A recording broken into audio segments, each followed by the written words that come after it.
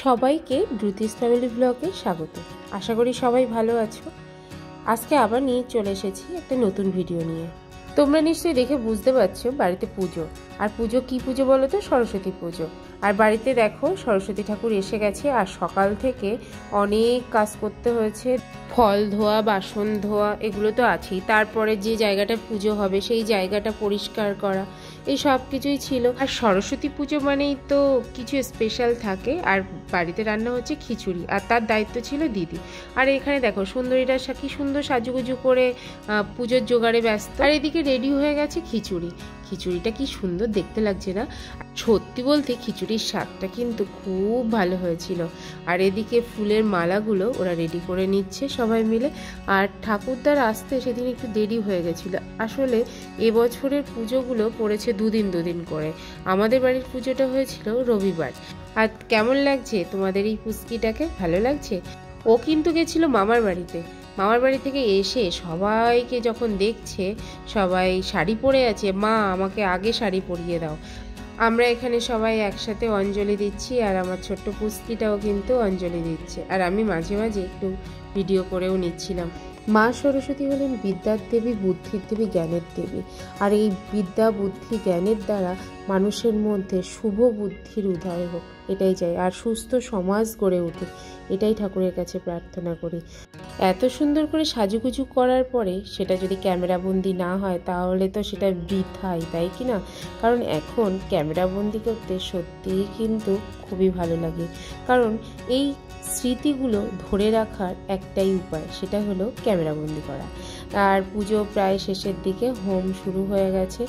আর দেখছো কি সুন্দরভাবে হোমের কাঠগুলো সাজানো হচ্ছে।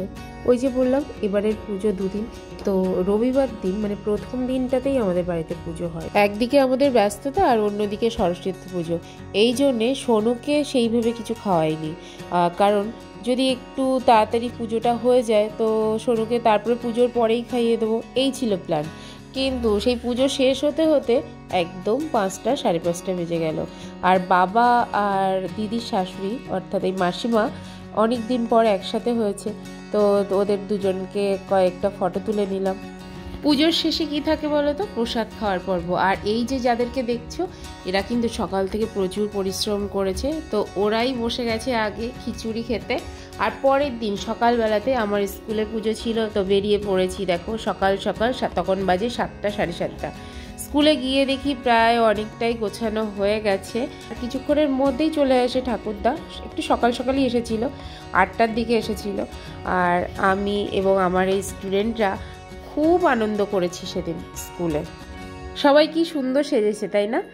এই সাজাগোজের মাঝখানে ওরা কিন্তু পুজোর অনেক কাজ করেছে। কেউ ফুল, কেউ হোমের কাঠ, কেউ বিভিন্ন রকম পল্লব, সব কিছু জোগাড় করে দিয়েছে।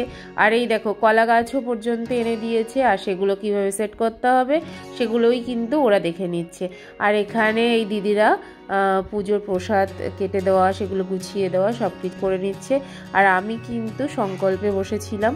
আর এটা আমার প্রথম স্কুলের পুজো। সেদিন আমি সকাল সকাল চলে আসি, আর আমি আগে চলে আসছি দেখে সোনুর কিন্তু খুব রাগ হয়েছিল।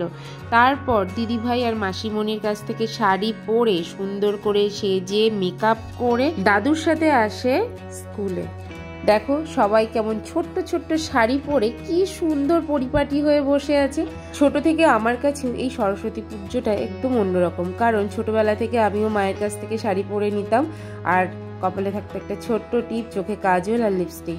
এই বিষয়টা আমিও খুব মেনটেন করেছি আজও পর্যন্ত। সেইভাবে সাজতে ভালো লাগে, এবং সঙ্গে সঙ্গে আমার মেয়েকেও আমি সেইভাবে সাজাই। সোমবার 10টা পর্যন্ত ছিল পঞ্চমী তিথি, আর তারপরে দিদির বাড়ির ঠাকুর বিসর্জন দেওয়া হয়। আর এই দেখো এরাই ছিল সব পুজোর হর্তাকর্তা।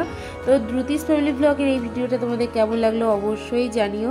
আর যদি তোমাদের ভালো লাগে তাহলে অবশ্যই একটা লাইক, কমেন্ট, শেয়ার করতে ভুলো না। তোমরা সবাই ভালো থেকো, আর অবশ্যই জানিও তোমাদের সরস্বতী পুজো কেমন কাটলো। টাটা।